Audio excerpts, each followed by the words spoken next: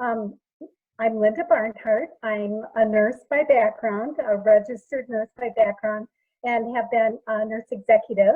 And so my background is mainly in oncology and other kinds of nursing, but mainly with the administration, nursing administration. I worked for many, many years and 2 years ago retired. I have this nursing background that kind of drew me into looking at how I could help during this crisis. This group that you came up with. And where did the inspiration come from? Sure.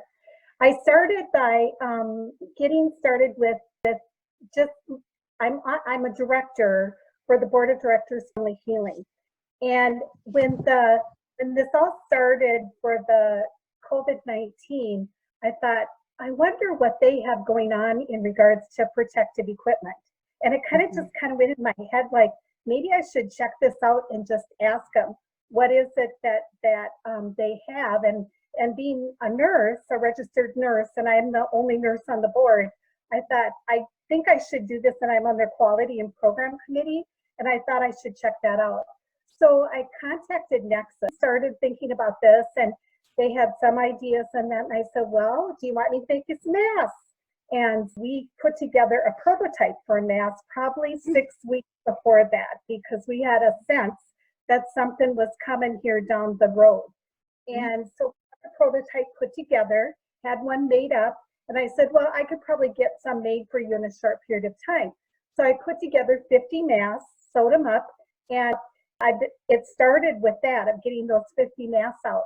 Then I started to make masks for family members and friends, and it kind of kept going from there. And then all of a sudden I thought, gosh, I wonder, I'm going to run out of fabric here, and what am I going to do? And I'm going to run out of plastic, and I wasn't quite sure what to do for the next step. So I thought, heck, I'll just go on Nextdoor and see what happens with that and put it out there. And so I did. I put on Nextdoor that I had in the Woodbury area, the lake area, that I was interested in anybody that had donations that they'd like to give towards giving masks, and that I was mask out free. As a result, it blew up. I mean, I got lots of responses. People started to just they would message me on Nextdoor. I'd get fabric on my doorstep. I'd have elastic on my doorstep. And that was my greatest contribution that I got, because she had a friend that had 2 huge spools of elastic, and anybody that know that elastic has started to come by. It took me for a very long time. And as a result, I couldn't keep up with the requests that were coming in. And then Dakota County Social Services, and they needed masks desperately. So she contacted me. All of a sudden I had where they needed 1,000 masks. I thought, how am I going to kind of handle all this? So again, I went on Nextdoor and I said, I need SOAS in the Woodbury. And pretty soon I had SOAS that were contacting me saying, I'll help you, I'll help you.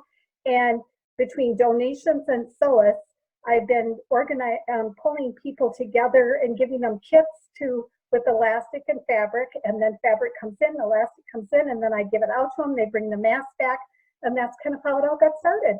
Wow, that's a great story. And how many masks have you donated and made with this group? So as of today, we've donated 3,015 masks. Wow. So it's a lot of masks. Wow. There were 22 SOAS at one time, and so it was hard to come straight. And I don't know these people. I know them through Nextdoor. A couple of them I know are friends, but other than that, they're through Nextdoor. But I've now met most of them through the door from a social distancing perspective. And we have probably about 12 active ones, and 6 of them are very active. A really great process that's going on. That's awesome. And I know that you guys did 306 just on Saturday for the National Donate a Mask. Yes, so it was a great thing. I've heard that there's a lot that were donated. So wonderful opportunity for us to be able to drop those off all together too. Ties together with that, but can you tell a little bit where they're going and who they're helping? Yes. So mainly nonprofits, and Nexus was the first organization, the first nonprofit that we assisted with en masse. And I'm thinking we gave them well over 300, if not 350, 390 mass. I don't, probably the next largest, if not even larger than that, is Dakota County Social Services. And that has been going out to a lot of different kind of social services areas that really didn't have any kind of protection whatsoever. Foster homes for the foster parents, and the connections there. And that was what we did with Nexus also. We were looking at how can we get every foster parent to have a mask. And that started out the end of March. So that's been going for some time. So those areas. Another one is Pride Institute, which is over in Eden Prairie. And that was for those over there. We also have gone to St. Therese Nursing Home here in Woodbury. We delivered about 200 and some masks to them. And then I think we had 130 or 40 or 50 in that area that have gone to Oakdale to their assisted living area there with some friends. United to United Hospital, Mother Baby area. Mm-hmm. Also we make. So those go to the nurses because they have to provide their own scrub hats. That got a lot of masks was Alana, a mental health and addiction. Mm-hmm. And did it for their patients and a lot of their family members and anybody that they connected in there. We've had some go to St. Joe's, some to Bethesda, and I'm trying to remember. One of the things that I've said to the SOAS is, if you don't have enough masks for your own family, you need to get them to you for your family. One is to Anoka Social Services also, and then also to County Social Services. So we really are hitting several different counties. Yeah, and so much in need, especially in those larger counties. So great, and to help all those different people and all over the Twin Cities too. I mean, we all need to come together with this, and you guys are doing a great job. So I wanted to get involved, volunteering, making masks, or doing anything along those lines. What would you recommend for those people? Well, I think that it's really important to reach out and to see what it is that kind of reach out to someone that might be doing something like this. But if something that you have a talent in or that you can give back to the community, then reach out. And like Nextdoor is a great place. There's a lot of things that are on Nextdoor that people have their lawn and some work that they wanted outside because they're not able to do it. And there's so much that you can do. It doesn't have to be some great big project such as this. It can be some little thing that you're just going to help your neighbor out. I think it's just reach out and see what's in your community. I had no clue how to go about doing this, except for I thought somebody out here has to be able to help me. And I help, if they can help me, then I can help them. And that's how I looked at it, is if I give something, then I'm probably getting a whole lot more than I'm giving anyway. And in getting back, I would give these donations and I could just give more and more and more, and it just keeps it going. But I think just reaching out, because those little things really do matter. It's not something really big. It's to reach out and see what it is that you can help with. Yeah, I do see that on Nextdoor. That's a good point. Is people will be like, I'm headed to the store. Does anybody need me to pick up anything? You know, because there's elderly people that probably should not be going to the store because we just don't know. So that's a great plug for somebody that maybe just doesn't even want to sew, doesn't know how to sew, doesn't have a sewing machine. I know there's many different ways that you can still make masks, but it doesn't have to be masks. It can be really anything. It can just be lending a hand. So that's great. Yeah, the point that you just made. And so I think that's all that I have for you today. Is there anything else that you wanted to add? I know that you've done a whole bunch with this group of ladies, and I commend you guys for all your efforts and doing all these great things for the community and keeping the community safe. I just feel very fortunate as a past nurse that I'm able to give back.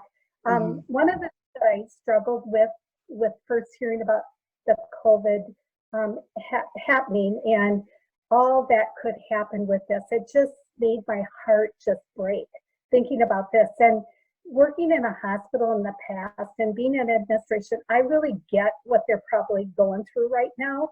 And I thought, I can't go and take care of patients. I haven't done that in many, many, many years. But what I can do is I can give back in some kind of fashion and maybe help flatten this curve a little bit by putting some masks on some people.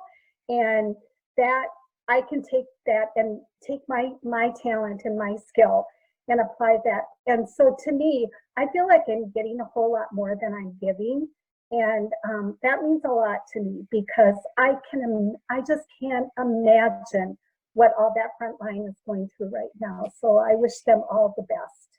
And I thank you so much. And I want this group of ladies, and there's it's mainly ladies. My husband's helping too, and some others are too, but most of it is the SOAS are ladies and volunteers. There are some people in this group that don't know how to sew.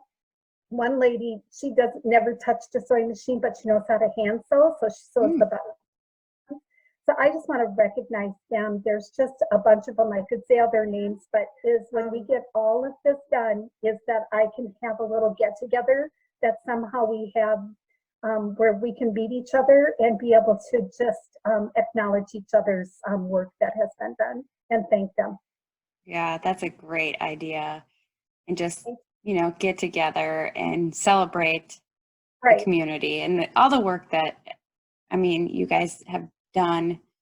Do you have a goal on what you want to get to, or you're just going as much as you can go?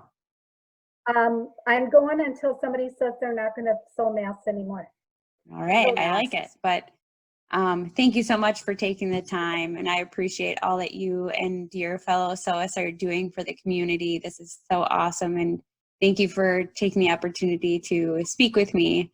And hearing your story, it's just so heartfelt and it's so warming to hear all that you guys are doing and, just helping, because obviously you and I can't go and help at the front line, but we still want to help somehow. So, and I like your ideas on people that just want to do a little bit here and there. So I think that it sends a great message that you guys are doing stuff at making masks, but we can all help in some way. So thank you so much. Thank you, Kate. Really appreciate that you set this up and that we had a chance to talk.